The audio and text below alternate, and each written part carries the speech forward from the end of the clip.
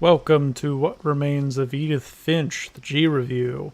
I am the guy that built all of the secret passageways in this house, and I wish I could do it for my house. Seriously, the architecture in this game is gorgeous. Not so much in an aesthetic way, because obviously they just jammed a whole lot of rooms together, but in a more sequestered way, you could get lost in this world and in this house way. I'm showing you early stuff. I don't want to give away. I want to avoid as many spoilers as I can, which I will talk about the spoiler I alluded to in my review, my written review on myggaming.com. But for now, let's just take in and behold this wonderful, wonderful landscape.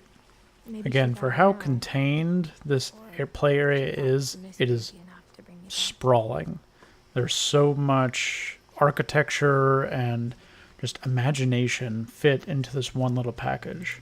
Yes, it's very, very core. It is a walking simulator, so if those just do not do it for you, then there's nothing to take away from that genre here. There is something new. As you can see, the text of what she's saying, your helpful narrator is saying, is popping up on screen, and that just signifies the early phases of the imagination in this game. Giant Sparrow took the idea of the internal voice, the internal monologue that Witcher, Horizon Zero Dawn have tried to play around with just by having the heroes speak to themselves out loud. They have taken that and plastered it across the game screen to where you enter the various rooms of the family members and you want to find out about them. That's your entire purpose here. So in doing so, you read their diaries, I don't want to say too much.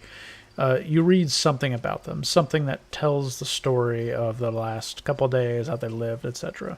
And so instead of having that text just appear and someone read it, you are transported to that world. The character is given new life, and the avatar is given new life, and it is amazing to see the directions that they go, to the point where one of the later game relatives that you find out about does something very close to what I did as a young child, which is, again, avoiding spoilers, basically being in two places at once, two realities at once. That part was familiar. Definitely very, very familiar, and it reminded me of that comfort zone and how just warm and safe that zone feels from time to time. I will say that the character and I obviously share different fates, and I'm glad for it. But to the game itself, the couple of issues I had were with the story, which is an issue since this game is 93% story. Actually, just before the one I alluded to, you come across another relative that has a very odd side. It's tough to explain without going into exactly what happens. But the gist of it is their story does not go the same way as every other story, and it feels needlessly mysterious, needlessly elusive, and a little grandstandy. It just does not fit with everything else that this game accomplishes or attempts to accomplish. Another one is kind of the inciting incident. That's late game, so I won't go too much into that either. Suffice it to say, the reasoning feels a little flimsy, at least to me.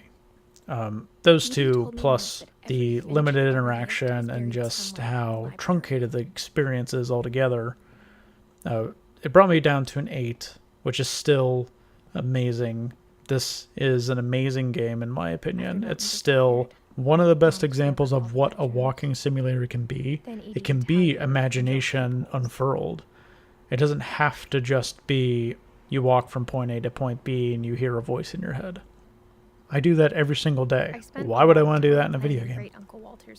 Like I said, 8 out of 10 for What Remains of Edith Finch. It's still in my Steam library. I'm definitely not refunding this one. I will possibly take another look at it one day. Whenever there's a really, really good story, I usually take some time to kind of ruminate on it, let it sit. Thank you for listening and watching. I'll see you next time at myggaming.com. Bye.